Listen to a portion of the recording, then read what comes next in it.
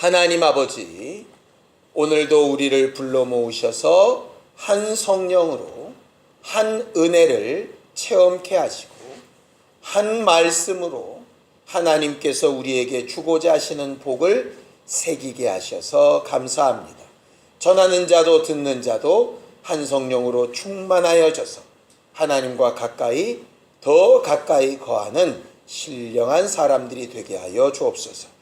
오늘도 믿음으로 헌금한 손길들 위에 복을 주셔서 저들이 생명이 복인 것을 알고 그 복의 뿌리가 하나님 앞에 있음을 이렇게 고백하였사오니 올 한 해 동안 저들에게 약속한 하늘의 신령한 것과 땅의 기름진 것과 저들의 심령에 풍성한 것으로 채우시고 부요케 하여 주시옵소서. 예수님의 이름으로 기도하였습니다. 하나님의 말씀은 사도행전 9장 32절에서 35절까지 말씀을 함께 같이 합독하겠습니다. 사도행전 9장 32절에서 35절까지 말씀을 함께 같이 합독하겠습니다. 함께 읽겠습니다. 시작. 그때에 베드로가 사방으로 두루 다니다가 루다에 사는 성도들에게도 내려갔더니 거기서 에니아라 하는 사람을 만나매 그는 중풍병으로 침상 위에 누운 지 8패라. 베드로가 이르되 에니아야, 예수 그리스도께서 너를 낫게 하시니 일어나 내 자리를 정돈하라 한데 곧 일어나니 루다와 사론에 사는 사람들이 다 그를 보고 주께로 돌아오니라. 아멘.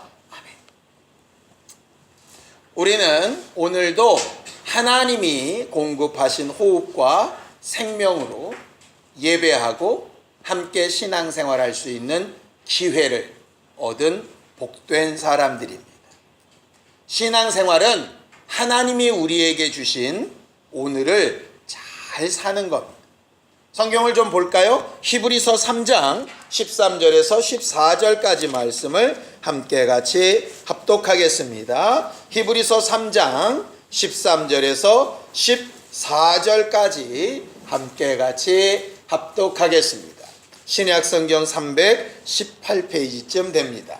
히브리서 3장 13절에서 14절입니다. 함께 읽습니다. 시작. 오직 오늘이라 일컫는 동안에 매일 피차 권면하여 너희 중에 누구든지 죄의 유혹으로 완고하게 되지 않도록 하라. 우리가 시작할 때에 확신한 것을 끝까지 견고히 잡고 있으면 그리스도와 함께 참여한 자가 되리라고 이렇게 말하고 있죠.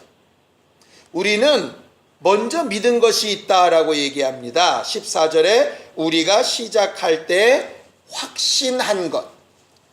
보통 우리가 실수로 확실한 것 그러는데 확실한 게 아닙니다. 확고하게 믿은 것이라는 얘기입니다. 확실하게 보여진 것이란 뜻이 아니라 내가 확실하게 믿음으로 소유한 것. 과거부터 가진 그 소유한 것을 주님 오시는 날까지 잘 유지하고 함께 하려면 어떻게 해야 되느냐? 오직 오늘이라 일컫는 동안에 피차 권면하여서 그 받은 말씀이 미래의 결과로 이루어지게끔 오늘을 잘 선택하여 사는 것이다 라고 이렇게 말하는 거죠. 우리의 신앙생활은 그래서 오직 오늘 한날을 잘 선택하고 행동하고 결정하는 겁니다. 물론 과거의 경험이 중요합니다. 과거의 경험이 있어야 오늘 또 새롭게 시작할 수 있는 결단을 할 수 있죠. 오늘이 워낙 어렵고 힘들기 때문에 미래에 대한 소망도 물론 가지고 있어야 됩니다. 그러나 신앙생활은 오늘 하는 거예요. 과거의 어느 때에 매여 있을 수도 없고 미래의 어느 때만 기약할 수도 없는 거예요. 과거의 체험도 분명하고 미래 소망도 분명하지만 그렇기 때문에 오늘을 어떻게 할 거냐, 이것만 우리의 책임으로 남아 있는 거죠. 과거에 이미 지나간 일 가운데 잘한 일이 있다고 칩시다. 그 잘한 일을 우리가 지금 계속해서 말한다고 그게 하나님 앞에 점점 커질까요? 그렇지 않아요. 과거에 잘한 일은 잘한 일대로 하나님 앞에 그대로 있습니다. 내가 그걸 오늘 반복해서 말하고 내일 반복해서 말하고 모레 반복해서 말한다고 그게 보너스가 붙지 않아요. 과거에 한 것은 그냥 행한 대로 갚으실 거예요. 과거에 내가 잘못한 것을 지금 후회하고 한숨 쉬고 돌아갔으면 좋겠다 이렇게 얘기하면 사라질까요? 그렇지 않겠죠? 은혜가 왜 은혜냐 하면 잘한 일도 더 늘지 않고 못한 일도 바뀌지 않는데, 은혜는 뭐냐면 못한 일에 대해서만큼은 예수의 피라고 하는 아주 결정적인 도구가 있어서 그걸로 덮으면, 그걸로 의지하면 하나님께서는 기억을 하지 않으시겠다는 거예요. 우리는 기억을 하고 후회해도 그분은 기억하지 않으시겠다는 거예요. 없어졌다는 얘기가 아닙니다. 과거에 잘한 것이 그대로 남아있는 것처럼 과거에 잘못한 게 그대로 남아 있습니다. 대신 어떻게 되어 있느냐? 예수의 피로 덮여 있어서 예수의 피밖에 안 보이는 거죠. 그걸 자꾸 없어졌다고 생각하니까 내가 너무 자유해버리는 거예요. 내 죄는 여전히 있습니다. 내가 잘한 일이 여전히 있는 것처럼. 그런데 은혜는 뭐냐? 잘한 일은 뿔치는 않지만 잘한 일 그대로 하나님께서 판단하실 거고, 잘못한 일은 예수의 피로 덮어서 예수의 피를 보시는 순간에 마치 유월절 넘어가셨던 역사처럼 우리의 죄와 허물은 그냥 넘어가시는 거예요. 그게 은혜요 긍휼입니다. 그러니 내가 과거를 후회한다고, 그것을 자랑한다고 뭐가 더 바뀌거나 하지 않다. 미래에 대한 소망을 막 꿈꾸는데 말 그대로 꿈일 뿐입니다. 그 소망이 이루어지려면 내가 그때 있어야 되고요. 내가 그때 있으려면 하나님이 그날을 내게 허락하셔야 되고요. 그 날이 허락됐더라도 그런 환경과 형편이 하나님으로부터 와야 되는 거잖아요. 그러니 그 주권이 누구한테 있느냐? 하나님께 있어요. 내 의지로 과거를 바꿀 수 없고요. 내 소망으로 미래를 바꿀 수도 없어요. 뭘 할 수 있느냐? 우리는 단지 오늘 내게 주신 기회를 어떻게 쓸 거냐 하는 선택은 우리의 의지에 있어요. 우리는 하나님의 전적인 계획과 사람의 의지가 합쳐져야 신앙생활이 된다 이렇게 계속해서 배워왔지요. 근데 그 전적으로 선택하는 의지라는 게 어디에 해당되는 문제냐? 내게 오늘 주신 날에 해당되는 문제예요. 그러니까 의지는 오늘 쓰는 거예요. 나중에 어떻게 해보리라, 그것은 이미 내 의지와 무관한 일이에요. 과거에 어떤 때 힘들었다, 그거는 내 의지와 무관한 일이에요. 그러니 과거를 후회하거나 거기에 매여있지 말고 단순히 뭐 하면 되느냐? 하나님의 손에 올려놓고 회개하는 것으로 떠나 보내야죠. 그게 신앙생활 잘하는 거예요. 미래에 대한 소망 꿈꾸고 있으면 좋겠다라고 기도하지만 전제 조건이 있죠. 하나님이 허락하시면 이라고 하는 전제 조건을 두고 안 된 것으로 답답해하거나 속상해할 필요가 없는 거예요. 중요한 건 뭐냐? 뭐가 가장 후회되고 뭐가 가장 속상해야 되느냐? 이미 오늘 내게 선택권을 주셨는데 이걸 생각이 부족해서, 지혜가 없어서, 아니면 고민하지 않아서 내가 그냥 습관을 따라서 함부로 툭툭 보내고 있는 지금 이 순간, 이 순간이 사실은 가장 후회되고 가장 고민되고 가장 답답하고 한 시간이 사실 돼야 맞지. 그래서 믿음은 현재성이라고 말하는 거예요. 오늘 성경 본문을 좀 보겠습니다. 자, 32절입니다. 32절 함께 읽습니다. 시작. 그때에 베드로가 사방으로 두루 다니다가 이렇게 되어 있어요. 여기 그때가 뭘까요? 그때 예, 그 앞에 있는 얘기겠죠. 예를 들면 이런 겁니다. 사도 바울은 다메섹 도상에서 예수를 만나고 아나니아의 도움을 얻고 성령을 체험하고 아라비아 광야에서 3년 동안 자기 자신을 잘 돌아보아 하나님의 말씀으로 훈련을 한 이후에 다메섹에서 전도를 하다가 쫓겨나고 예루살렘에서 바나바의 도움을 받으면서 정말 사도들과 교제하고 그렇게 하다가 고향으로 돌아가고 예루살렘 교회는 예루살렘 교회대로의 역할을 감당하고 각 사마리아와 유대와 이방에 있는 교회들이 각각 자기들의 모습으로 다 부흥되어지고 성장해 갈 그때 그 말입니다. 아까 우리가 찬양 하나 했었죠. 각 나라 말과 족속이 다 다를지라도 하나님을 함께 섬긴다, 이런 찬양 가사가 있었어요.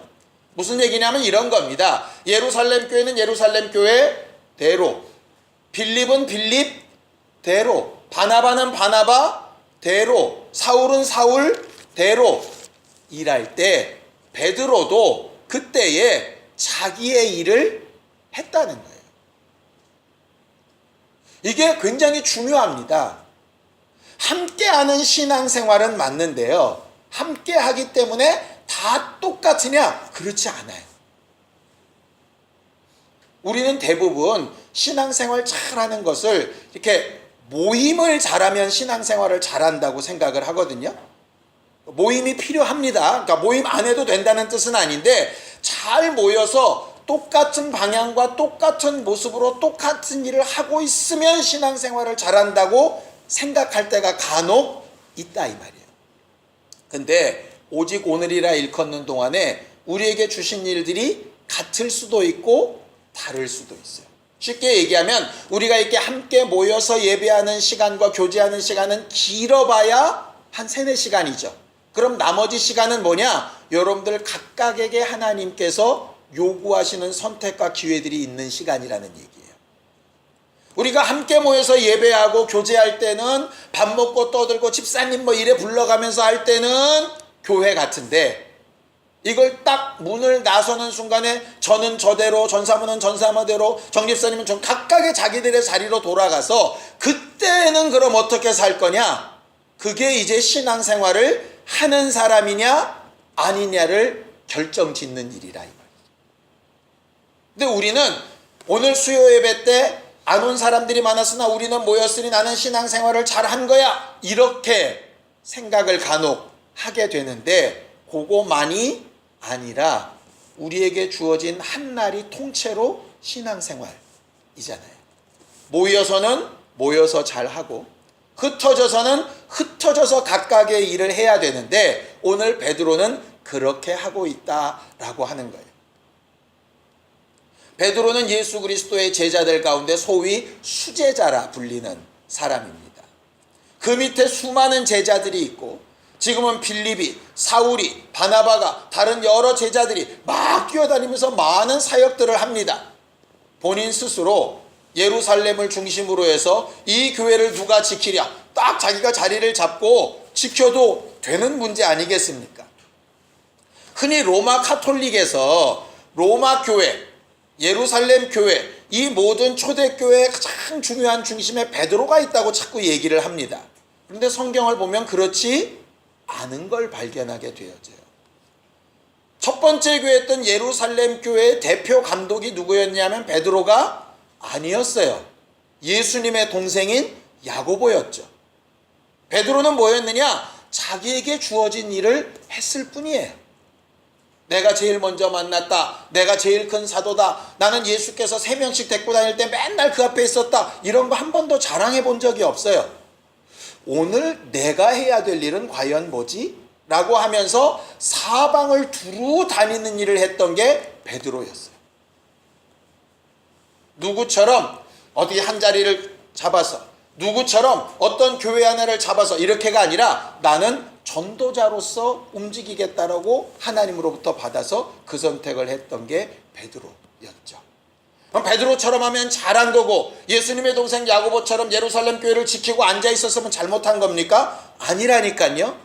각각에게 주어진 일들이 있기 때문에 내게 주신 주의 말씀과 내게 하라고 하신 명령이 과연 뭔지를 아는 게 굉장히 중요한 문제라는 거죠. 신앙생활은 그래서 뭘 기도하고 뭘 사모해야 되느냐 하면 오늘 내게 호흡을 주신 하나님이 그 호흡을 가지고 오늘 내게 뭘 하라고 하시는가를 생각해보고 발견하는 게 신앙생활 가장 잘하는 사람이에요. 오늘 할 일을 제대로 찾아낼 수 있는 사람이 신앙생활 잘하는 사람이에요. 제일 미련한 사람이 오늘 내게 주신 시간을 그냥 흘러 떠내려 보내고 허비하는 거예요. 굉장히 악한 일이죠.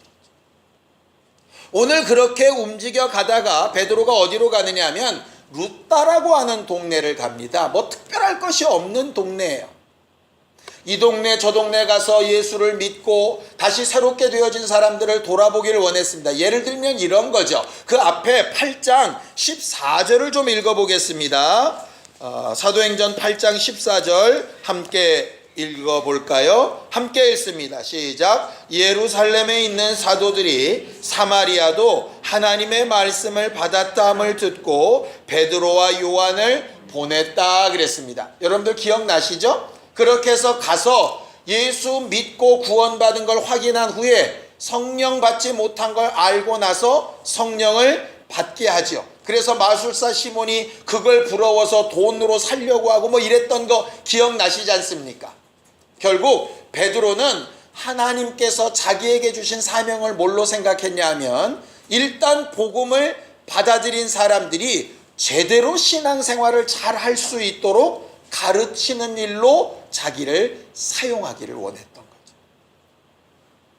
거기에 비교해보면 바울은 어떠냐? 아무도 없는데 막 쑤시고 들어가서 전도하는 일을 바울에게 맡기셨어요. 우리가 나중에 보겠지만 바울은 총 3차에 걸쳐서 전도여행을 합니다. 첫 번째 전도여행은 자기 고향 중심으로 전도여행을 했어요. 그래서 많은 교회를 세웠거든요. 그래서 2차 전도여행 때는 뭘 하느냐? 1차 때 세워놓은 교회들을 돌아가면서 베드로처럼 이렇게 좀 잘 다독여서 부흥을 시키려고 가기로 마음을 먹어요. 근데 하나님이 계속 막으셔서 한 번도 가보지 않은 그리스 쪽으로 막 가게 하신다. 유럽으로. 왜냐? 하나님의 마음은 이거죠. 바울아, 내가 네게 원하는 건 한 번 세워진 교회를 다시 돌아보는 게 아니라 막 쫓아다니면서 불신자들을 전도하는 거야. 이미 세워져서 제대로 된 이것이 교회가 맞나 진단하고 처방을 알려주고 교육하고 가르치는 건 내가 베드로한테 맡길게. 뭐 이런 거예요. 누가 더 나으냐, 누가 더 못하냐의 문제가 아니에요. 마치 예수께서 제자들을 부르실 때 참 재밌습니다. 베드로와 안드레는요, 그물 던질 때 부르셨어요. 야고보와 요한은 그물을 깁고 있을 때 부르셨어요. 각각 모양이 다르게 부르셔서 각각 모양이 다르게 쓰세요. 그러니 베드로가 물었었죠. 요한은 어떻게 되겠습니까? 물을 때 요한에게는 요한에 대한 내 계획이 있고 네게는 네게 대한 계획이 있어, 이 말이죠. 우리는 함께 모여서 함께 이루어 가야 될 목표와 길도 있고요. 각각 우리가 처한 상황과 환경에서 하나님의 말씀으로 인도받아야 될 부분과 방향이 존재합니다. 문제는 뭐냐? 그게 진짜 하나님으로부터 온 것인가 아닌가를 여러분들이 스스로 확인해 봐야 하는 거예요. 어떤 경우는 이런 경우도 있거든요. 하나님은 그렇게 계획하신 게 아닌데 본인 스스로 이게 하나님의 뜻이라고 착각을 하는 거예요. 왜? 자기가 익숙하고 자기가 하고 싶고 자기가 덜 부담스럽고 이렇게 생각이 들어서 이게 주님 주신 달란트야 이래가면서 이렇게 막 치부를 해버리는 거죠. 그래서 사도 바울처럼 하나님의 의도를 묻고 나중에 바울이 고넬료의 집에 가면서도 하나님 앞에 또 확인하고 하는 상황이 필요하게 되는 거죠. 오늘 어쨌든 베드로는 이렇게 애니아라고 하는 여자를 찾아서 가게 됩니다. 근데 이 애니아라고 하는 여자의 처지가 굉장히 슬프죠. 침상에 누운 지 8년이라 그랬습니다. 이게 무슨 뜻인가 봤더니요, 중풍병 걸린 게 8년이라는 얘기가 아니에요. 중풍병이 걸린 건 얼마나 됐는지 모르는데 아예 거동을 못하고 들어 누운 게 8년이라는 얘기예요. 근데 그 8년 동안 그는 아무것도 할 수 없는 사람이었어요. 그런데 중풍병 걸려서 누운 지 8년이나 되는 사람이 예수를 믿은 거죠. 왜냐하면 베드로는 성도들을 도우러 갔던 것이었으니까. 그 애니야에게 베드로가 이렇게 얘기합니다. 자, 34절입니다. 함께 읽습니다. 시작. 베드로가 이르되 애니야야, 예수 그리스도께서 너를 낫게 하시니 일어나 내 자리를 정돈하라 한데 곧 일어나니, 이렇게 돼 있어요. 이게 그냥 우리나라 성경으로는요, 이게 잘 실감이 잘 안 나는데 헬라어 원문으로 보면요, 모든 동사가 다 현재형으로 돼 있어요. 우리는 보통 이렇게 얘기하잖아요. 집사님, 기도합시다. 하나님이 낫게 하실 거예요. 이렇게 얘기하잖아요. 우리 말 자체가 미래형으로 얘기한다니까요. 물론 지금 말하는 순간보다 낫는 게 미래인 거는 맞지 않냐, 뭐 이렇게 얘기하면 할 말은 없어요. 근데 오늘 성경 구절은 뭐라고 얘기하느냐, 제가 그래서 오늘 현실을 좀 살자고 하는 건데, 베드로는 애니한테 뭐라고 얘기하느냐, 네가 지금 과거의 8년이 얼마나 슬프고 어려웠는지 아는데 그거 지금 하나도 중요하지 않아. 이런 상태가 앞으로 얼마나 더 숨이 붙어서 살지 우리는 알지 못하는데 그것도 하나도 중요하지 않아. 중요한 건 뭐냐? 지금이야. 예수 그리스도께서 너를 지금 낫게 하시고 있어, 이 말이에요. 하실 거야 아니에요? 하시길 바래도 아니에요? 예수 그리스도께서 너를 지금 낫게 하시고 있어. 그 믿음이 있다면 너도 지금 정돈하기를 시작해 라고 했더니 실제로 정돈하기를 시작하는 거예요. 예수께서 다 낫게 하셨더니 그 다음에 정돈을 했다, 이 말이 아니에요. 예수는 낫게 하시고 계신데 이 사람도 정돈하기를 시작했고 정돈한 거예요. 그래서 치료와 정돈이 한꺼번에 끝난 거죠. 이 말이에요. 우리가 흔히 손뼉도 마주쳐야 소리가 난다고 하는 것처럼 믿음이 이거라고 지금 가르치는 거예요. 믿음이 이거다. 우리는 흔히 주여 어느 때 응답하시겠사옵나이까 보통 이렇게 하거든요. 근데 다니엘의 기도처럼 이미 하나님은 응답하고 계시죠. 그러니 오죽하면 믿고 기도한 것은 받은 줄로 믿으라고 하시잖아요. 지금 계속 고치고 계시는 거예요. 계속 응답하고 계시는, 계속 만나고 계시는 거, 계속 함께하고 계시는 거예요. 그걸 인정하고 너도 그렇게 하고 있냐는 거죠. 이게 믿음의 현재성이에요. 내가 기도를 열심히 하면 언젠가 도우시겠지가 아니라 지금 돕고 계신 것과 내가 기도하는 것이 동시동작이라는 거예요. 우리가 자꾸 오해하는 것 중에 하나가 내가 뭔가를 하면 하나님께서 도우실 거야. 반대면 하나님께서 이렇게 해주시면 내가 이렇게 해야지. 보통 이렇게 말을 하기가 쉽잖아요. 후자의 경우는 우리는 믿음 없는 사람이 이렇게 얘기합니다. 고쳐주시면, 돈을 주시면, 합격해 주시면 하겠습니다. 믿음이 없어, 약해, 이렇게 얘기합니다. 반대로 내가 이렇게 열심히 하면 하나님께서 도우실 거야. 이건 믿음이 좋은 사람이라고 착각하는데 성경은 둘 다 믿음과 좀 거리가 있는 사람이에요. 하나님이 말씀하시는 믿음은 뭐냐? 하나님은 지금 계속 일하고 계시고 나도 하나님과 함께하고 있고요. 그러니 언제가 기쁘냐? 뭔가 된 다음이 기쁜 게 아니라 지금 함께 하고 있는 게 기쁜 거예요. 하고 있는 게 기쁜 거예요. 제가 전에도 한번 그런 비유를 말씀드렸죠. 가족 여행을 가보면 저랑 집사람은 가는 과정이 참 기뻐요. 산도 보고 바다도 보고 단풍도 보고 길 안 뚫리면 안 뚫려서 오래도록 얘기하니까 괜찮고 잘 뚫리면 빨리 가서 좋고 뭐 좋아요. 근데 애들은 안 그래요.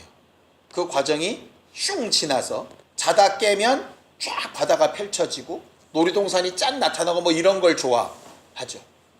신앙생활은 과거에 어느 때 믿었던 것을 미래에 짠 나타나고 오늘은 그냥 버티는 거야 이렇게 생각하는 게 아니라 오늘 주와 함께 가는 것을 기쁘게 즐기는 거예요. 그게 복이거든요. 젊은 친구들이 결혼을 준비할 때 보면 좀 이해는 되는데 간혹 속상할 때가 있어요. 뭐를 어마어마하게 다 채워놓고 시작을 하는 걸 꿈꾸더라고요. 세상이 그렇게 만든 건지 남들이 그러니까 그런 건지 같이 살아가면서 뭔가를 해나가는 기쁨에 대한 소망보다는 그냥 쫙 해놓고 사진 찍어서 막 SNS에 올리고 나 이렇게 잘 살고 있다 뭐 이런 거에 관심이 많은 것 같아서 좀 이건 아닌 것 같은데 이런 생각이 좀 들 때가 있는 거죠.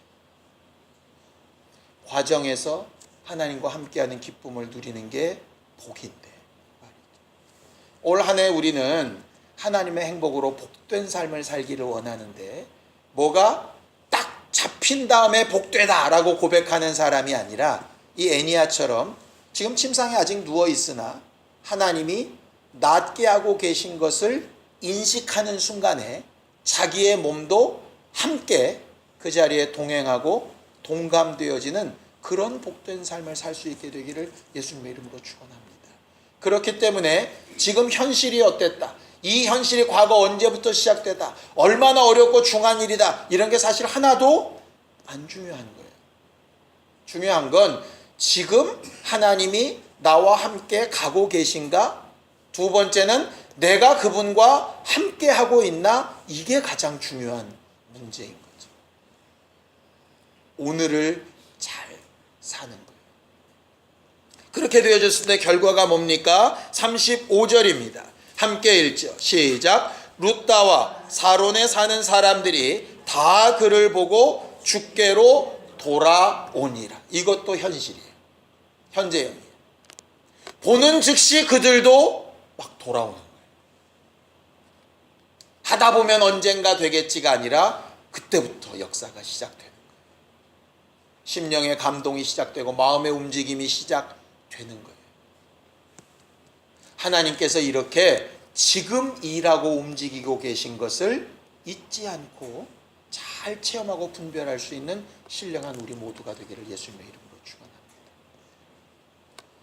예수께서 가나 혼인잔치에서 물이 변하여 포도주가 되는 이적을 일으키셨죠. 근데 사실은 우리는 정확하게 언제 물이 포도주가 됐는지 알지 못해요. 성경은 그냥 물을 부었고 물을 떠다 줬는데 포도주가 됐다 그랬어요. 그러니까 물을 이렇게 뜰 때였는지 뜨고 가져갈 때였는지 이걸 그 사람한테 전달해 줄 때였는지 이 사람이 입을 먹을 때였는지 사실은 언제 변했는지는 몰라요. 왜? 그 시점이 중요한 게 아니거든요. 뭐가 중요하냐? 계속해서 하나님의 명령대로 손과 발이 움직여지고 있는 그 상태가 중요한 거였거든요. 왜냐? 그 때와 그 일은 하나님께서 하실 거예요. 중요한 건 내가 그분과 함께 있느냐 없느냐가 중요한 거예요. 근데 우리는 어느 때까지입니까? 언제쯤입니까? 언제 될까요? 자꾸 이렇게 되는 거예요. 하나님 앞에 기도하고 매달리고 애타고 막 하나님 앞에 외칠 때 우리가 끝을 자꾸 사모하는 이유가 뭘까? 여러분들은 아니겠지만 저 같은 경우는 그런 것 같아요. 이렇게 막 외치고 하나님 앞에 간절히 구하고 막 사모하고 하나님 앞에 막 내가 힘을 쓰고 막 이런 걸 좀 이제 쉬고 싶은 거예요. 완성이 딱 되면 이거 안 해도 될 것 같은 거예요. 근데 하나님은 그 상황이 너무 좋은데 그러면 이걸 딱 완성시키면 저게 안 할 거잖아요. 예를 들어 내가 죽기 직전에 유산을 안 주고 계속 내가 재산을 들고 있어야 자식들이 나한테 계속 잘할 텐데 이걸 딱 줘버리면 이건 그 다음 주부터 안 올 거잖아요, 나한테. 야, 그러면 이걸 계속 끌고 가시면서 좋은 관계 쪽으로 이끄실 수도 있겠다. 나 같으면 이런 생각이 들게 되더라고요. 우리는 이루어지고 열매를 따고 뭔가 쟁여놓고 그 다음에 지금까지 하나님 앞에 막 했던 일들을 좀 평안히 쉬고 이런 여유를 꿈꾸면서 이 결과를 막 사모한다면 하나님은 그 결과로 끝내기를 원하시는 게 아니라 매일매일의 하루하루가 계속 하나님과 더 깊이 함께하는 걸 원하시니까 하나님의 마음에 합한 응답을 얻기 위해서라면 우리의 마음의 중심이 어디에 두고 기도하는가를 잘 알아야 되지 않겠습니까? 조용희 집사님이 몸이 건강하고 회복된 다음에 막 아프고 힘들고 어려웠을 때 하나님을 찾던 것과 동일한 기도와 간구가 계속 되어지기를 예수님의 이름으로 축원합니다. 문정자 집사님 마음이 아프고 힘들 때 하나님 앞에 막 어떻게 살아야 되는지를 막 애타게 간구했던 그게 마음이 좀 평안해진 뒤에도 다른 모양과 다른 방향으로 계속 이어지기를 축복하는 거예요. 그게 하나님께서 원하시는 복이에요. 근데 우리는 뭔가 얻고 끝나면 그 관계가 쉬어도 된다고 착각을 하잖아요. 과거나 미래가 아니라 오늘 낫게 하시고 오늘 함께 하시고 오늘 우리와 만나기 원하시는 그 하나님 앞에 우리의 신앙생활이 정말 복되게 계속 유지되어져 갈 수 있는 우리 모두가 되기를 예수님의 이름으로 축원합니다. 함께 같이 기도하겠습니다. 하나님 아버지, 우리는 오늘 우리에게 주신 하나님의 기회와 시간 동안에 하나님이 우리와 함께하고 계심을 분명히 인정하고 고백하고 체험하면서 우리가 하나님 앞에 정돈해야 될 것과 선택해야 될 것과 행동해야 될 것을 잘 분별할 줄 아는 지혜와 명철이 있는 복된 삶이 되어지기 원합니다. 오늘도 우리에게 주신 날을 허비하지 않기를 원하오니 함께하여 주시옵시고 오늘을 지내면서 주와 함께 걷고 행하는 기쁨과 감사가 충만한 시간들이 되게 도와주시옵소서. 이제는 우리 주 예수 그리스도의 은혜와 하나님 아버지의 극진하신 사랑과 성령님의 감동하시고 역사하시는 분명한 증거가 어제에 매여 있지 않고 오늘이라 일컫는 동안에 하나님의 도우심을 얻으며 함께 걷기 원하는 우리 모두 위에 이제로부터 영원까지 함께 있을지어다. 아멘.